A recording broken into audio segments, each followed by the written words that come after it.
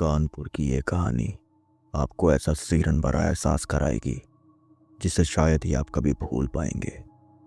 नमस्कार दोस्तों, मेरा नाम है शशांक और खौफनगर में आपका स्वागत है। इस घटना को हमारी एक सब्सक्राइबर भाई ने लिखकर हमें भेजा है, तो आइए ये कहानी अब उन्हीं के पॉइंट ऑफ व्यू से सुनते हैं। मेरा नाम अजय है और ये घटना मेरे मामा के लड़के रोहन के साथ घटी थी, जिसकी उम्र महज 22 साल थी। रोहन कानपुर में अपने मम्मी पापा के साथ रहता था। अपने घर का अकेला लड़का था। उस रात उसके मम्मी पापा कन्नौज गए हुए थे, एक पारिवारिक शादी में। वे अपनी कार से गए थे और उसे घर पर अकेला छोड़ गए थे। क्योंकि उसका मन नहीं था, इसलिए उसने जाने से इनकार कर दिया। रात के करीब 11 बज रहे थे। रोहन अपने कमरे में बिस्तर पर बैठकर टीवी देख रहा था। बाहर ठंड काफ़ी ज़्यादा थी, लेकिन कमरे में हीटर की वजह से माहौल थोड़ा गर्म था। टीवी पर पुरानी फिल्म चल रही थी, क्योंकि उसे पुरानी फिल्में देखने का बहुत शौक था। लेकिन उसकी आंखें अब धीरे धीरे भारी हो रही थी। उसने सोचा कि अब सो जाना चाहिए, तो उसने रिमोट उठाकर टीवी बंद किया और रज़ाई के अंदर घुस गया। सब कुछ बिल्कुल शांत था। वो बिस्तर पर लेटकर सोने की कोशिश करने लगा, लेकिन थोड़ी देर बाद जब उसकी आंखें बंद होने ही वाली थी कि तभी अचानक उसे लोहे के गेट के खुलने की तेज आवाज़ सुनाई थी। आवाज़ इतनी साफ थी कि वो तुरंत उठ बैठा। पहले तो उसे लगा कि शायद मम्मी पापा वापस आ गए। मैं घर में अकेला हूँ, इसलिए वो जल्दी लौट आए हैं, रोहन ने सोचा। वो बिस्तर पर बैठा बैठा उनकी गाड़ी का हॉर्न या दरवाजे की घंटी बजने का इंतज़ार करने लगा। लेकिन कुछ अजीब था। गेट खुलने की आवाज़ के बाद वो खुद ही धीमे से बंद हो गया, पर कोई अंदर आता दिखा नहीं। ये सोचकर रोहन हैरान रह गया। उसने सोचा, ये आवाज़ असली थी या उसे कोई भ्रम हुआ है। थोड़ी देर तक वो चुपचाप बिस्तर पर बैठा रहा, सुनने की कोशिश करता रहा, लेकिन बाहर से कोई हलचल नहीं हुई। थोड़ी देर तक कोई हलचल न होते देख रोहन को थोड़ी बेचैनी होने लगी। उसने अपने डर को झटकते हुए आवाज़ लगाई, मम्मी, पापा। उसकी आवाज़ पूरे घर में गूंज गई, लेकिन बाहर से कोई भी जवाब नहीं आया।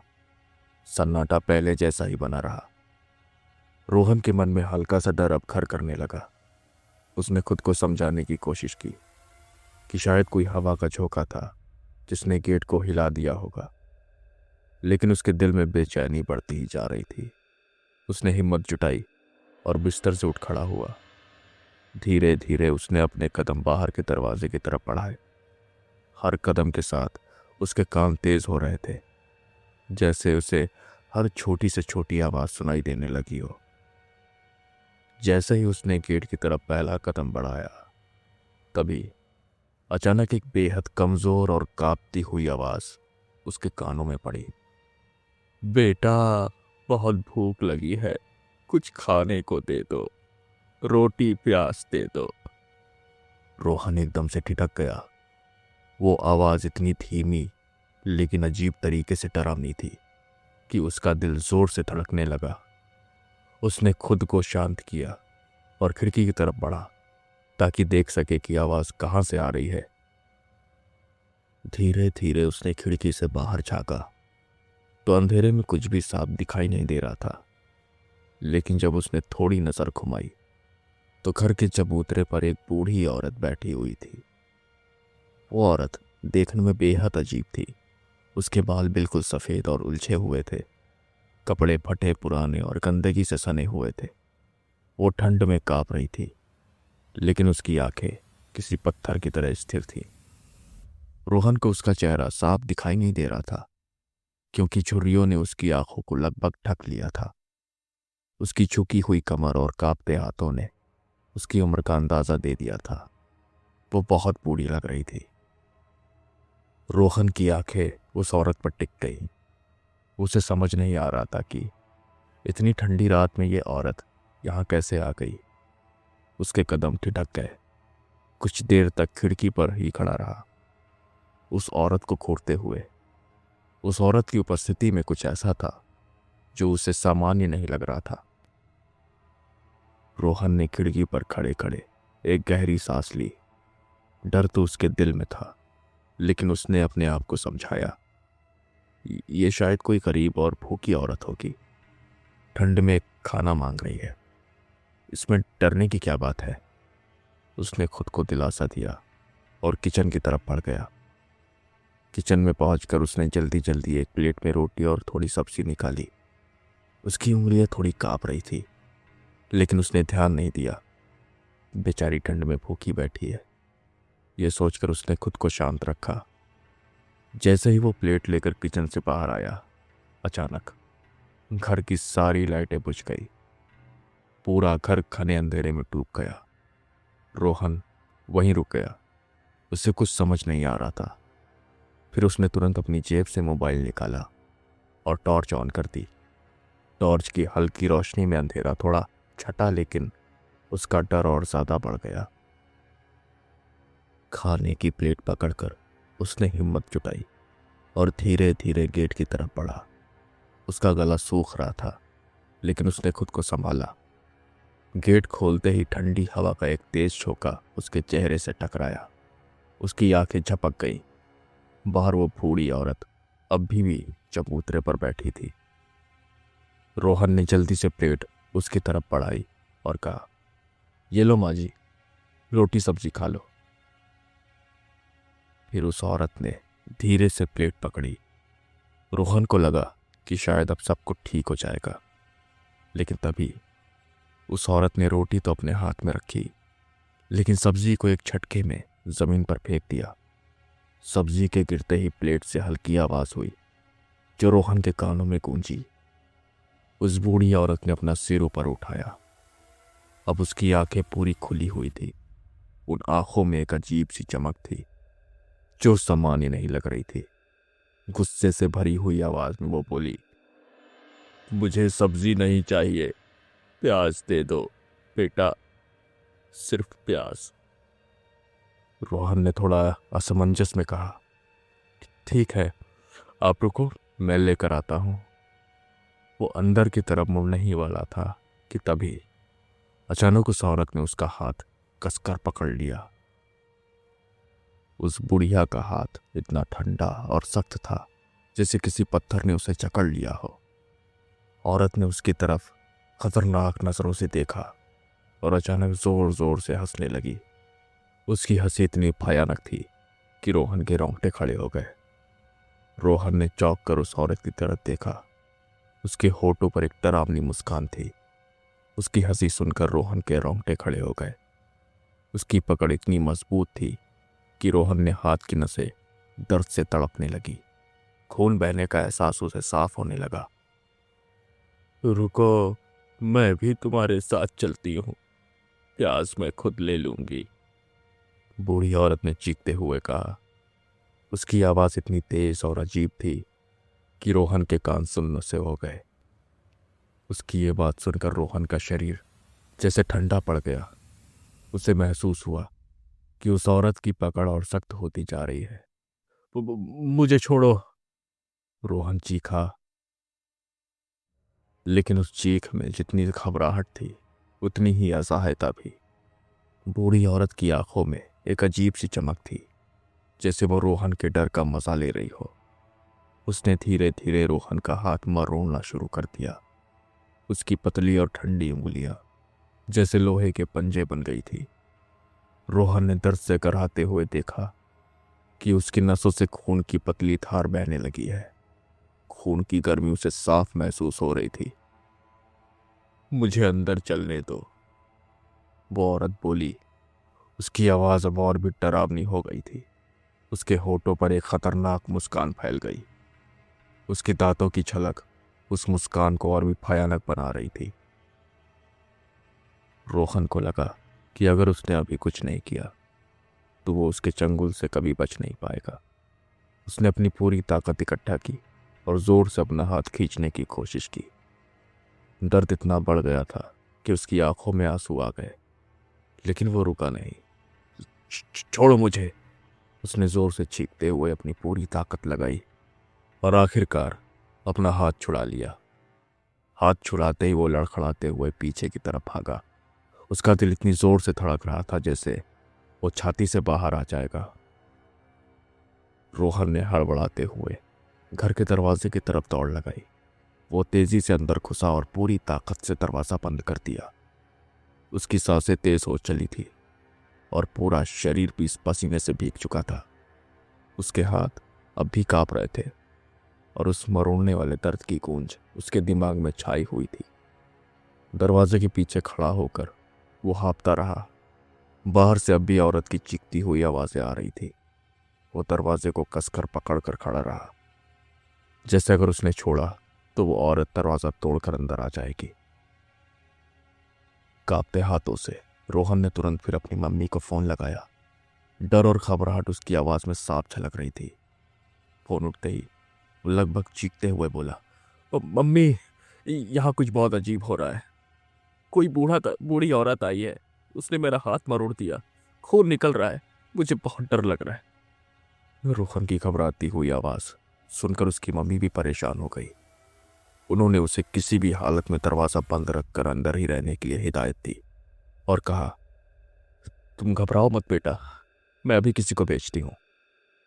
इसके बाद उन्होंने तुरंत उसके कजिन भाई यानी कि मुझे, अजय को फोन किया, जो पास ही के इलाके में रहता था अपनी पढ़ाई के सिलसिले में।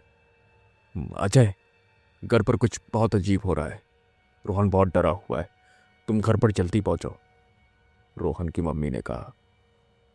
मैंने इस बात सुनते ही कोई सवाल पूछे बिना बाइक उठाई और तेजी से रोहन की घर की ओर चल पड़ा। सर्द रात के बावजूद मैंने अपनी बाइक की रफ्तार इतनी बढ़ा दी कि सड़कों पर फैला सन्नाटा भी डराने लगा। उधर रोहन के मम्मी पापा ने भी तुरंत कन्नौज से कानपुर के लिए अपनी गाड़ी दौड़ा दी। रोहन के घर पहुंचने में मुझे करीब 15-20 मिनट लग गए। घर के बाहर पहुंचते ही मैंने देखा कि सब शांत था, लेकिन यह खामोशी सामान्य नहीं लग रही थी। मैंने गेट को खटखटाया और जोर से आवाज दी, रोहन, दरवाजा खोलो, मैं आ गया हूं। लेकिन अंदर से कोई जवाब नहीं आया। मैंने कुछ और बार गेट खटखटाया, लेकिन हर बार वही खामोशी। अब मेरी बेचैनी बढ़ने लगी। मैंने आसपास देखा और पड़ोसियों की आवाज थी। पड़ोस में रहने वाले एक बुजुर्ग अंकल ने खिड़की से झांकते हुए पूछा, क्या हुआ बेटा?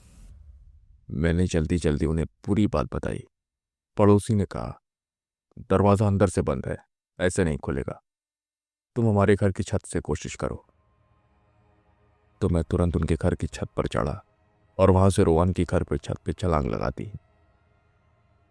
घर के अंदर पहुंचते ही मैंने देखा कि सारा सामान इधर उधर बिखरा पड़ा था। घर की बिजली अब भी गायब थी और माहौल डरावना लग रहा था। मैंने टॉर्च की रोशनी में रोहन के कमरे की तरफ दौड़ लगाई। कमरे का दरवाजा खुला हुआ था। अंदर पहुंचते ही मैंने देखा कि रोहन फर्श पर बेहोश पड़ा हुआ था। उसके हाथ पैर खून के निशान थे और चेहरा पसीने से भीगा हुआ था। मैंने झट से उसकी नब्ज चेक की। वो सांस ले रहा था, लेकिन बेहोशी की हालत में था। मैंने उसे उठाने की कोशिश की, लेकिन रोहन ने कोई प्रतिक्रिया नहीं दी। मैं तुरंत समझ गया कि हालत गंभीर है। मैंने एक बार फिर पड़ोसियों को मदद के लिए आवाज़ दी, तो कुछ पड़ोसी और मैंने एक साथ मिलकर रोहन को किसी तरह बाहर लाया। बिना वक्त गवाए मैंने उसे बगल वाले अंकल के कार में लिटाया और नज़दीकी अस्पताल की तरफ दौड़ पड़ा। रास्ते में मैंने रोहन के मम्मी पापा को फ़ोन करके बताया कि मैं उसे हॉस्पिटल ले जा रहा हूँ, आप लोग जल्दी पहुँचिए। हॉस्पिटल पहुँचते ही मैंने रोहन को डॉक्टर्स के हवाले किया। जब तक रोहन के मम्मी पापा भी वहाँ पहुँच गए थे। डॉक्टर अब रोहन का इलाज शुरू कर चुके थे। डॉक्टर्स ने बताया कि उसका शरीर बेहद कमज़ोर हो गया है और उसे कुछ गंभीर चोटें भी आई हैं।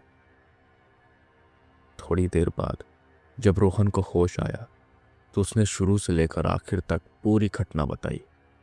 फिर वो अपनी मम्मी से लिपट कर फूट फूट कर रोने लगा। हम लोग उसे समझाते रहे कि सब कुछ ठीक हो जाएगा। अगले दिन दोपहर में डिस्चार्ज मिल जाने के बाद रोहन घर तो लौट आया, लेकिन वह पहले जैसा बिल्कुल भी नहीं था। उसके चेहरे पर एक अजीब सा डर और बेचैनी साफ झलक रही थी। घर के हर कोने में उसे कुछ न कुछ अजीब महसूस होता। वो ज्यादा बात नहीं करता था और अक्सर खोया खोया सा रहता था। उसकी मम्मी ने सोचा कि शायद वो हादसे के डर से अभी उबर नहीं पा रहा है, लेकिन मामला इससे कहीं ज्यादा गंभीर था। रातें रोहन के लिए सबसे ज्यादा मुश्किल साबित हो रही थी। हर रात वो डरावने सपनों से जाग जाता। उसके सपने इतने भयानक होते कि वो पसीने पसीने हो जाता और पूरी तरह चिल्लाने लगता। कई बार सपने में वो उसी बूढ़ी औरत को देखता, वही छुर्रियों भरा चेहरा, वही फटे पुराने कपड़े और वही डरावनी हंसी। वो सपने में उसे कहते हुए सुनता, प्याज क्यों नहीं लाया बेटा। एक रात उसकी मम्मी ने देखा कि रोहन सोते सोते कुछ बड़बड़ा रहा है। वो कुछ शब्द कह रहा था, जैसे गेट, चबूतरा, रोटी मत देना, मत जाओ अंदर। उसकी मम्मी और पापा उसकी इस हालत से बहुत परेशान हो गए। उन्होंने सोचा कि शायद डॉक्टर्स को दोबारा दिखाना पड़ेगा। दिन के वक्त भी रोहन अब अजीब हरकतें करने लगा था। कभी वो अकेले बैठे बैठे दीवार को घूरता रहता, तो कभी अचानक उठकर किचन में चला जाता, जैसे वो कुछ खोज रहा हो। मम्मी जब पूछती, क्या ढूंढ रहे हो बेटा, तो वो कोई जवाब नहीं देता। एक बार तो उसने खुद की प्याज निकालकर बाहर ले जाने की कोशिश की। मम्मी ने जब उसे रोका तो वो गुस्से से चिल्लाने लगा, मुझे ले जाने दो, उसे भूख लगी है। इन सब के बावजूद रोहन ने कभी पूरी तरह से अपने डर के बारे में खुलकर बात नहीं की, लेकिन उसकी हालत दिन ब दिन बिगड़ती चली गई जा रही थी। उसके चेहरे का रंग अब पीला पड़ने लगा था और वो खाना पीना भी छोड़ चुका था। एक हफ्ते के अंदर उसकी तबीयत इतनी खराब हो गई कि वो बिस्तर से उठ भी नहीं पाया। एक दिन सुबह उसकी मम्मी उसे जगाने गई, लेकिन वो कोई जवाब नहीं दे रहा था। जब उन्होंने उसे हिलाया तो उसका शरीर पूरा ठंडा पड़ चुका था। रोहन अब इस दुनिया में नहीं था। उसकी मम्मी चीख पड़ी, रोहन बेटा उठो। लेकिन अब सब कुछ खत्म हो चुका था। इस खबर से पूरा परिवार और मोहल्ला हिल गया था। मैं अपनी आंखों से आंसू नहीं रोक पाया। मैं बार बार उस रात की घटना को याद करता और खुद को कोसता कि काश मैं समय रहते कुछ कर पाता। रोहन की मौत के बाद यह घटना पूरे इलाके में चर्चा का विषय बन गई। आसपास के लोग भी तरह तरह की बातें करने लगे। कुछ ने कहा कि ये रोटी प्याज वाली चुड़ैल का काम है। कानपुर के पुराने लोग बताते थे कि इस चुड़ैल की कहानियां पहले भी सुनाई देती थी। कहते हैं कि जो भी उसकी भूख नहीं मिटा पाता वो उसे अपना शिकार बना लेती है। लेकिन रोहन की मौत के बाद ये कहानी अब और भी ज़्यादा सच्ची लगने लगी। उसके परिवार के लिए यह घटना एक रहस्य बनकर रह गई। क्या वो सच में कोई भूखी बूढ़ी औरत थी या फिर कोई बुरी ताकत जो रोहन की जान ले गई? आज भी यह सवाल उनके मन में घूमता रहता है। रोहन के जाने के बाद आसपास के लोग उस गेट और चबूतरे से भी दूर रहने लगे। जो भी उस कहानी को सुनता उसकी रूह कांप जाती। रोटी प्याज वाली चुड़ैल की यह कहानी अब कानपुर की गलियों में डरावने किस्सों की तरह घूम रही थी। दोस्तों, आज की कहानी में बस इतना ही। मिलते हैं आपसे अगली कहानी में। तब तक अपना ख्याल रखें और सुरक्षित रहें। नमस्कार।